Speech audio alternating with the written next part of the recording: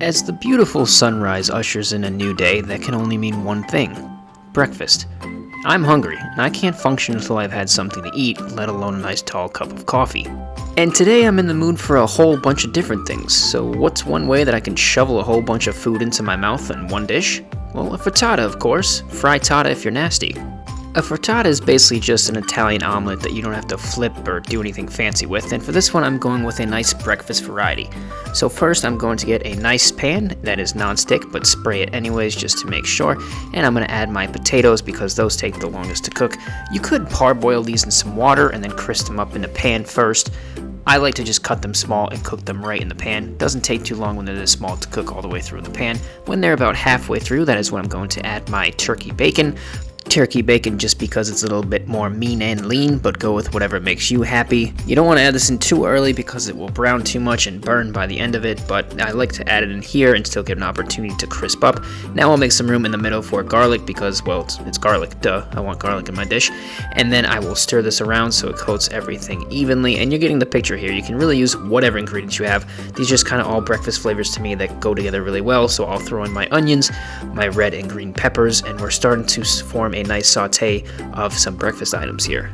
And you're getting the theme here. Depending on which ingredients you're using, you just want to take note of their cooking times and put them in accordingly. But now that we have it the way that we want, it is egg time. I'm going with 3 eggs for this personal frittata. That's what they look like once they're beaten in. And key step here, I realize I'm using a pan with a plastic handle which would burn in the oven, so use something that is oven safe. Duh. I give that a nice quick spray. This happens to be a skillet pan that isn't non-stick, but it works just the same. I put in my tomatoes last because I don't like tomatoes that are too mouchade and explode, so I put them right at the end so they stay nice and juicy. Now I throw in some cheddar cheese to my eggs and give it a mix. Salt, pepper, cheese, and eggs going over the frittata. And you just want to take a spoon or a spatula or whatever just to kind of balance it off and make sure that you're going to get a nice evenly cooked frittata before you throw it in the oven. I'm going with a 350-degree oven. This only took about 6 or 7 minutes. You'll really see it puff up. If you want to get the top a little bit extra golden brown at the end, just switch to broil, and that's what it looks like coming out after just 6 or 7 minutes. You can see it gets a nice crispness on the edges, but it's still very light and fluffy in the middle. Again, if you want a little bit browner on top, just feel free to broil it, but I like it light and fluffy. Getting it out is a breeze. Just use a spatula and it should slide right out onto a plate, and there you go. You have made a nice, delicious frittata. The beauty of this is it's just like a canvas. You can really use it with any flavors that you like. You can go with whatever you have in your fridge, whatever flavors you like to eat, any kind of different theme. It is your blank canvas on which to create your art, and you can see it holds together perfectly. It's like a little pizza egg slice with all those toppings and different things in there. I can hold it with my hand, and yeah, it's hot, it's delicious, it's light, it's fluffy. Eggs really fill me up, so this is just a 3-egg frittata. This thing had me full. It was delicious. The cheese, the potato, the bacon, the onions, the peppers, everything just meshes together so well, and it's like breakfast in one bite. The best part is we didn't even have to fold it or flip it or do anything fancy, and now it kind of looks like a yeah, I'm not sure. It looks like something. Can't really put my finger on it. But anyways, I'm going to have another slice of this. And as I'm cutting this, you may be thinking to yourself, yeah, Tone, you jabroni, I want to try this for brunch and all of my friends, but I don't have 6 pans to do this in. What are my options? Well, you could do the exact same process with one giant pan and serve it that way. I think that would make a really cool presentation. Or alternatively, you could make a bunch of little ones in a muffin pan, which is what I'm going to do. This way you can have a bunch of different flavors, and it's just as easy without having to flip anything. So after we spray our oil for not sticking, my first row is going to be our breakfast recipe again. So turkey bacon, potatoes, onions, garlic, peppers. Obviously they're cut smaller into dices this time, so they'll fit and you're not going to have huge strands of anything in the cup. Lastly, I'll throw in our tomates, and I realize this thing's getting way too full. I'm going kind of crazy out of excitement. You want it about halfway to 3/4 full with just the ingredients before you add the eggs, so it won't completely explode all over the place. And lastly, I'm going with our cheddar cheese. For this next row, this is buffalo chicken. It's just some leftover shredded chicken that I had in the fridge that I tossed with buffalo sauce, and this is a mac and cheese blend. It had some cheddar, it had some American, a little bit of Swiss. It was just a prepackaged mac and cheese blend that worked out perfectly with this. A very simple one, but incredibly delicious. Lastly, a healthier version with some sauteed mushrooms and garlic, and then some kale. If you're going with kale or something leafy, you want to chop it so it doesn't get stuck in your teeth. Yeah, that's gross. Captain America, stop it. Yeah, just give it a nice chop beforehand so it doesn't get stuck in your teeth if you're using like kale or spinach. But that is pepper jack cheese that we're going with, and now it is time for the eggs.